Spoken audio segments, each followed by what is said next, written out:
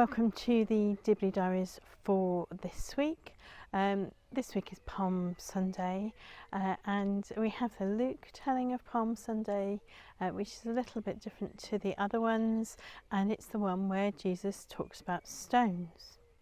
So in preparation for this week, I've been thinking about the rural challenge of how do we make our stones, our church buildings and the things that we have which are associated with them, how do we make those speak of God's glory? I have been visiting a few different rural church buildings this week, and there have been some remarkably good church buildings that are beautifully clean. They're really well cared for. When you enter the building, you sense that there's a group of people, a community who use the space. One of the places I visited this week has actually handed over the care of their building into a kind of village trust. So it's been a remarkable week for that. They've been places where I've walked in and thought, oh my goodness, these buildings are really welcoming spaces. Now, it may be that contrasts with some of the other church buildings that I've been in the past. If there are all sorts of things which can be a problem. If I can't get the gate open into your church building, that's not going to seem very welcoming. If you say that it's open, but actually you need a certain knack or force to open the gate. There are some church buildings I know which have very difficult doors as well. If there's no notices on the notice board telling me anything about your church community, then actually that is not going to seem a very vibrant place to be. Or if there's some places I go, they don't even have a notice up saying when the services are. And that's all very disheartening for a visiting vicar. But some places you go and you know that the church building is loved and cared for, and that the community in that place actually maybe are a vibrant community of God, and maybe some of that is expressed in the way that they welcome people into their building as a place of prayer and praise and worship.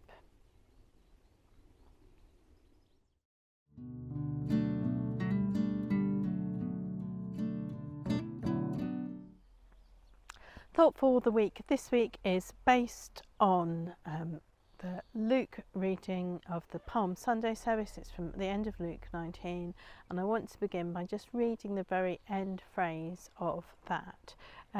So it says that some of the Pharisees in the crowd said to him, to Jesus, "Teacher, order your disciples to stop." He answered, "I tell you, if these were silent, the stones would shout out." So I spent this week not thinking about donkeys or superheroes, as I often do on Palm Sunday, but thinking about stones. Why are these stones so important? Now, I'm going to talk about Abraham. I talk about Abraham all the time when I'm thinking about stones, but the stones were a really important part of Abraham's journey. So Abraham had been brought up in a culture where gods were associated with a place. So when he moved from place to place, it was a real challenge for him. So when he encountered God in a place, he built a marker, an altar, some stones to mark the place. And then he moved on. And then once he'd moved on, he could go back to the place where he'd last found God if he moved on and found that God wasn't there, because Abraham was making this journey to understand that all of God is everywhere. So that's an important aspect of the stones. Church communities in rural places in England normally have some really important stones of significance, not least the stones which make up their church buildings. So it's important for us to think about what it means for us to be in a place where people have worshipped for a long, long time. What do the stones of our church buildings say to us? I did some rough calculations the other day, and I thought, well, roughly the Book of Common Prayer service will have been said about 20,000 times in each of our churches. roughly that. And there will have been some pre-Book of Common Prayer services, however they were formatted, about 25,000 Sundays before that in our church buildings. People have gathered to worship and praise God all those times in that place. And that is why you do get marked in the visitors book a beautiful place, a wonderful place, a peaceful place, a sense of peace here. People write things down when they come into the buildings to pray. And this is a challenge for us because Jesus, of course, does not tell his disciples and the followers and everybody who's gathered praising God, he does not tell them to stop. He just says that if they stopped, even the stones would shout God's praise. How do we make it so that the building is not our God, but we do recognise the building as a marker of a place where God has been for generations upon generations, where people have come to meet God for generation upon generation. A few weeks ago I was in a church building, which was a stone church building. There were quite a lot of us there and we were saying the Lord's Prayer. Everybody was very slightly out of sync, but I think the exact place where I was sitting meant that I was getting echoes of people praying, and it sounded like the stones themselves were praying. They were all joining in with the prayers. And it's important for us in rural church communities. The building is not God, but the building is a really important marker of where people have found God for generations upon generations.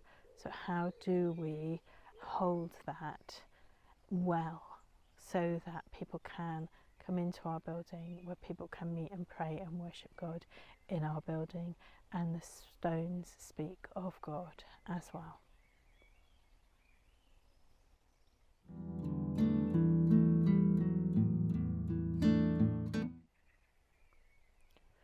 The Dibley moment of the week this week is about animals. We often have animals involved in church services for Palm Sunday, traditionally 2 donkeys. That's a good start. Sometimes we have horses as substitute. I was speaking to someone the other day who said they used to have a large dog involved in their church procession on Palm Sunday. Instead, I'd never heard of that before.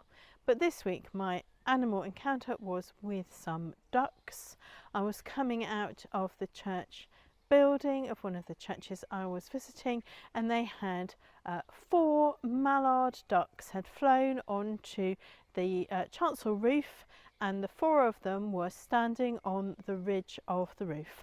I thought, I wonder what it is about this church where they have managed to get all their ducks in a row. Well, that's it for the Dibley Diaries for this week. I pray that you and your village, however large or small, have a really blessed week where you can shout out your praises to God.